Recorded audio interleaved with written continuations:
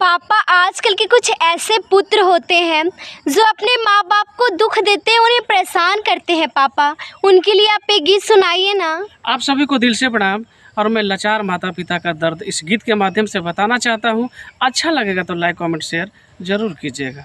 आइल कलयुग के जमानावा रोवे माई बापू, आइल कलयुग के जमानावा रोवे माई बापू, एहो रोवे माई बापू, एहो रोवे माई बापू, एहो रोवे माई बापू, एहो रोवे माई बापू कि आइल कलयुग के जमानावा रोवे हे माई बापू, आइल कलयुग के जमानावा रोवे माई बाप। माई बाबू के कपड़ा नइखे करेला देह के पर्दा, बेटवा घूमे हीरो बन के दाब के मुँह में जरदा।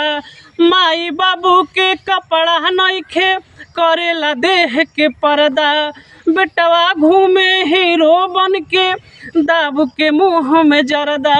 सजल सजावल टूट गइल सभे अरमनवा, आइल कलयुग के जमानावा रोवे हे माई बापू, आइल कलयुग के जमानावा रोवे हे माई बापू, एहो रोवे हे माई बापू, एहो रोवे माई बापू, एहो रोवे हे माई बापू, एहो रोवे माई बापू, आइल कलयुग के जमानावा रोवे हे माई बापू, आइल कलयुग के जमानावा रोवे हे माई बाप। घर में देवता छोड़ के लोगवा घूमे जाता धाम, माई बाबू के सेवा से बढ़ के न बा कवनो काम।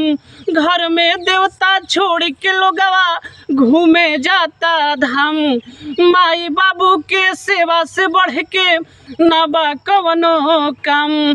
कौना ओरी जाता दुनिया बढ़ल फैशनवा, आइल कलयुग के जमानावा रोवे हे माई बापू, आइल कलयुग के जमानावा रोवे हे माई बापू, एहो रोवे माई बापू, एहो रोवे माई बापू, एहो रोवे हे माई बापू, एहो रोवे माई बापू कि आइल कलयुग के जमानावा रोवे हे माई बापू, कि आइल कलयुग के जमानावा रोवे हे माई बाप। मेरे पापा इस गीत के